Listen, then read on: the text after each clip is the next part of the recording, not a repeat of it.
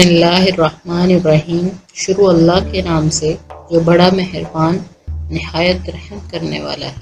آج ہم آپ کو بتائیں گے صدقہ اور خیرات کے بارے میں۔ صدقہ کرنے کی دو اقسام ہیں، ایک مال خرچ کر کے صدقہ کرنا اور دوسرا مال خرچ کیے بغیر صدقہ کرنا کچھ یوں ہے۔ مسلمان بھائی کا مسلمان کی طرف مسکرا کر دیکھنا صدقہ ہے۔ کسی سے اچھی بات کہنا، دین کی بات کہنا صدقہ ہے۔ کسی کو برائی سے روکنا بھی صدقہ ہے۔ اپنے برتن میں سے کسی دوسرے کے برتن میں کچھ ڈال دینا بھی صدقہ ہے۔ راستے سے تکلیف دہ چیز کو ہٹا دینا یعنی ہڈی یا پتھر یا کانٹا صدقہ ہے۔ کسی کی غیر موجودگی میں اس کے لیے دعا کرنا بھی صدقہ ہے۔ راستہ بھٹکتے ہوئے نابینا شخص کو راستہ بتلا دینا بھی صدقہ ہے۔ اب ہم آپ کو بتائیں گے کچھ فضائل صدقہ مال خرچ کرنے کے بارے میں۔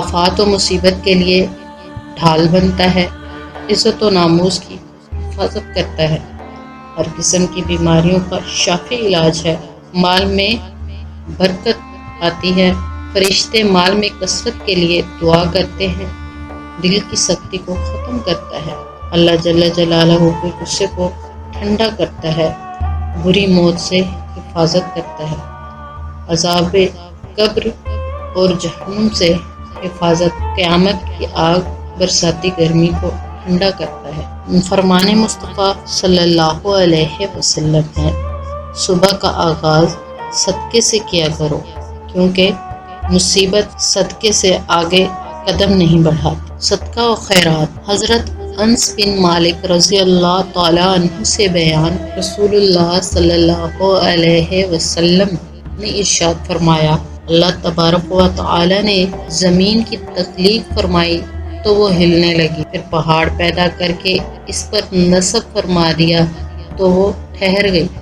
پہاڑ کی سختی دیکھ کر فرشتوں کو بڑا تعجب ہوا، وہ عرض گزار ہوئے، اے رب، تیری کوئی ایسی مخلوق بھی ہے جو پہاڑ سے زیادہ سخت ہو؟ فرمایا، ہاں، لوہا ہے۔ عرض کیا، اے رب، لوہے سے بھی زیادہ کوئی سخت چیز ہے؟ فرمایا، ہاں، آگ ہے۔ عرض کیا، اے رب، آگ سے بھی زیادہ سخت کوئی چیز ہے؟ فرمایا، ہاں، پانی ہے۔ عرض کیا، اے رب، پانی سے بھی سخت کوئی چیز ہے؟ فرمایا، ہاں، ہوا ہے۔ عرض کیا، اے رب، ہوا سے بھی زیادہ سخت کوئی اور چیز ہے؟ فرمایا، ہاں، ابن آدم ہے، جو دائیں ہاتھ سے صدقہ کرتا ہے اور اسے بائیں ہاتھ سے چھپاتا ہے۔ ترمذی شریف۔ ابو ہریرہ رضی اللہ تعالیٰ عنہ نے بیان کیا، رسول اللہ صلی اللہ علیہ وسلم نے ارشاد فرمایا کہ بنی اسرائیل میں 3 شخص تھے، ایک سفید داغ والا، دوسرا گنجا اور تیسرا اندھا۔ ان سب کا اللہ تبارک و تعالی نے امتحان لینا چاہا اور ان کے پاس ایک فرشتہ بھیجا۔ وہ فرشتہ سفید داغ والے کے پاس آیا اور اس سے پوچھا کہ تمہیں کون سی چیز زیادہ پسند ہے؟ اس نے کہا، اچھا رنگ اور اچھا چمڑا اور یہ مرض جس سے لوگ نفرت کرتے ہیں۔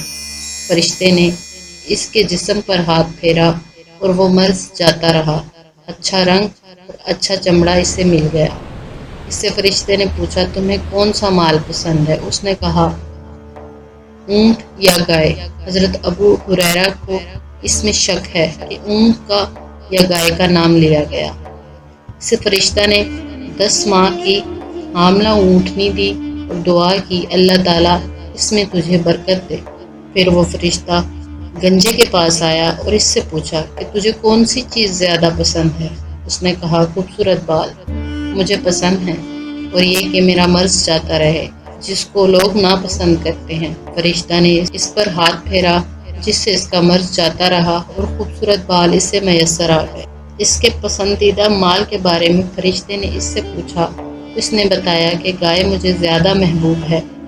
اسے ایک حاملہ گائے دی گئی اور فرشتے نے اسے دعا دی کہ اللہ تمہارے لیے اس میں برکت دے۔ اس کے بعد وہ فرشتہ اندھے شخص کے پاس آیا اور پوچھا کہ تمہیں کون سی چیز زیادہ پسند ہے؟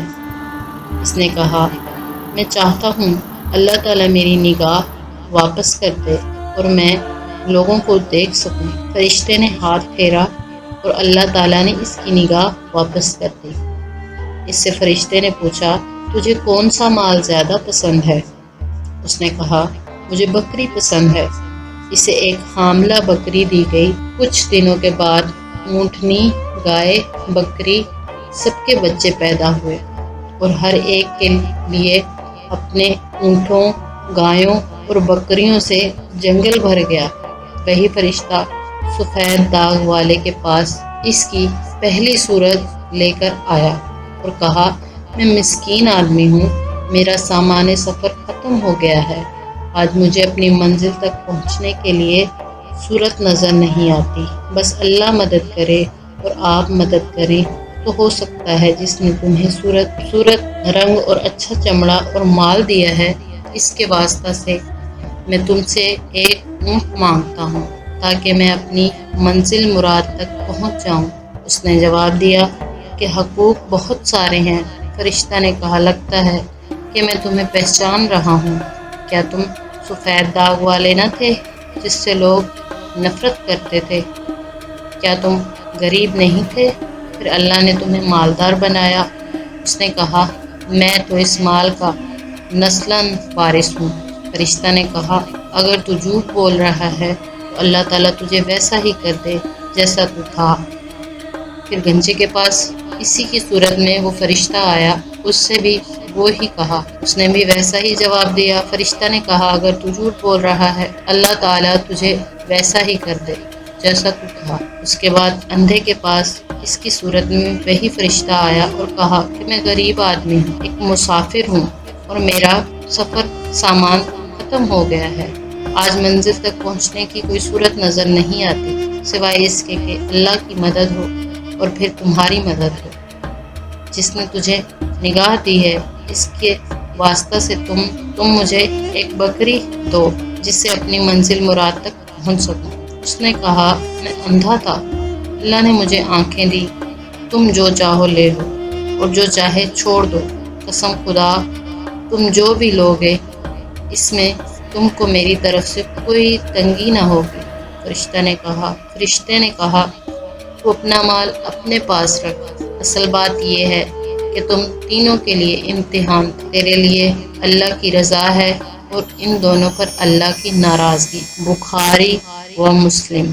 حضرت ابو ہریرہ رضی اللہ تعالیٰ عنہ نے بیان کیا، رسول اللہ صلی اللہ علیہ وسلم نے ارشاد فرمایا، بندہ کہتا ہے میرا مال ہے، جبکہ اس کے مال سے تین ہی قسم کا فائدہ ہے۔ وہ مال جسے کھا کر ختم کر دیا، یا جسے پہن کر پرانا کر دیا، یا دوسرے کو عطا کر کے ذخیرہ آخرت بنائے، یعنی کہ صدقہ و خیرات کی۔ اس کے سوا تو وہ سب کچھ دوسرے وارثوں کے لیے چھوڑ جائے گا۔ مسلم۔